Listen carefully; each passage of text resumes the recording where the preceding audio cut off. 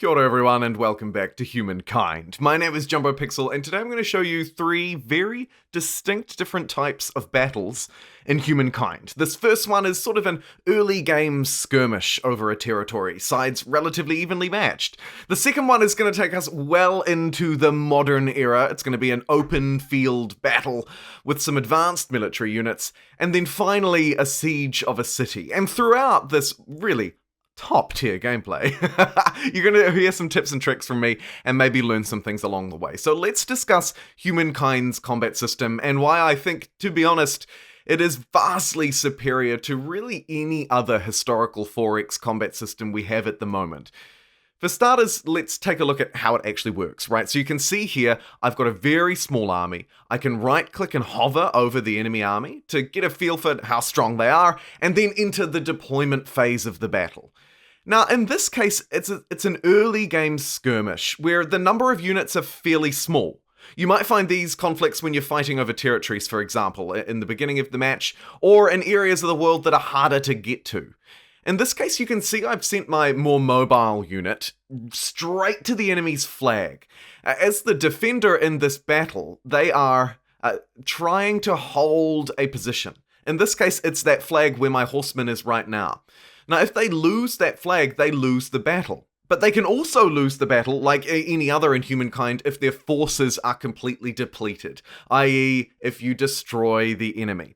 So in this battle, because I have the movement advantage but no geographical advantage, take a look at my archer being decimated in the open plain there. There is no geography to protect this archer whatsoever. And that's pretty problematic, right? So what we have to then do is protect that flag, and that's why I've sent my horseman there to go and grab that position, while I try and whittle away at this last remaining unit, which is notably stronger than my others. You'll see there a classic combat faux pas: a melee unit destroys a ranged unit. And those are some early sort of skirmishing lessons. Now let's take a look at this. This is modern warfare in Humankind. And this battle equally has its own lessons to learn. As you move through the game and get more modern weapons and units, you'll find that your other capabilities in the battlefield increase as well.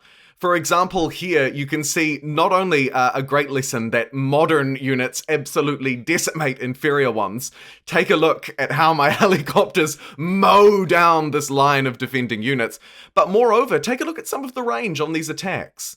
These are long-range attacks, and I think it's worth noting moreover that as you move through Humankind and get certain new types of units, right? So here's a great example of a more modern ranged unit that can fire some 5 or 6 tiles away. It granted a slightly reduced damage due to some less accuracy, but in this case it doesn't matter because it's across an open field. The other thing to remember with ranged units like this is that certain ranged units, for example, artillery, right? Units that are designed more to destroy an area rather than just specifically targeting units, these units have a range that's even more absurd. Artillery in this game can fire up to 10 tiles away to provide bombard support. But you can fire that bombard support at anything. It doesn't just have to be military units, it can indeed be districts and otherwise. I think another key takeaway from this battle is the ability to move and shoot, and you will have seen it last time as well. Units that follow the cavalry line in particular, these sort of highly agile units, can move, fire, and shoot. Now, that's important if you have geography to retreat to, but we'll cover some more of those geographical bonuses in the third fight in this video, because it's a siege over a city. Here you can also note, just see on the left there, those 2 units with the plus above them. You can see them there, those fine XCOM squads. I could have reinforced them into the battle by hitting that plus and then walking the unit in, but in this case, clearly I didn't need it. And even though the AI predicted it would be a close call, it wasn't, because the AI sort of failed to take into account my true strength. Here again, you can see a close call. This time I'm besieging a city. When it's this close, you could insta-resolve, but I would really recommend you do it manually. Insta-resolve will burn you, because it fails to take some things into account that really it just can't figure out. It can't fully calculate a large-scale battle in particular like this, where there are city defenses at play, there are potentially units coming in from outside of the battle that could be reinforced, lots of different unit types as well. You'll see here my raider units that are horse-mounted will not be able to cross into the city. And that's another thing to bear in mind here as I reinforce these units, right? Clicking that plus and then walking them into the battle. If you have multiple units on one tile like I do here, you have to actually reinforce one at a time and find a position within the battle for that unit to stand, right? Something else to bear in mind. In Humankind, even though on the real world, when you sort of zoom out at that wider level, you can move units as one army, right? You can have multiple units stacked together. The size of that stack, by the way, depends on what sort of technologies and civics you've got unlocked, but you can move them in a stack. But once you're in the battlefield like this, you have to split them out. And so if you're having troubles reinforcing, it's probably because each unit doesn't have its own tile, right?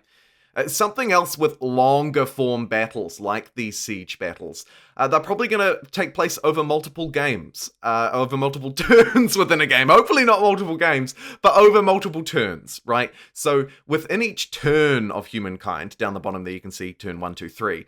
Within each turn, each battle can have 3 rounds. So you'll notice there's attack, defend, and then the game will say, nope, that's it for this turn, you have to go to your next one. Let's have a look in at actually what's happening at the battle, though. You can see that my ranged units are firing over a wall at these draftees. When you siege a city, particularly later in the game, once the opponent has unlocked units that can protect it, they'll often be defending their cities with fairly lackluster units. They might be militia or peasants. Basically what I'm saying is they're not trained units, but the reason why they have strength compared here to my really mighty fine cavalry, and literally I'm bringing guns to this fight, right? I'm bringing guns versus swords, but these guys are holding up okay-ish. That's because they're fortified in place. Thankfully, Humankind does a good job at showing us that, right? You can literally see the fortifications around the city walls. You can also see little emblems appearing on these units, right? You can see this one here, dug in, for example. If you hover over those little emblems, you can figure out what's actually going on.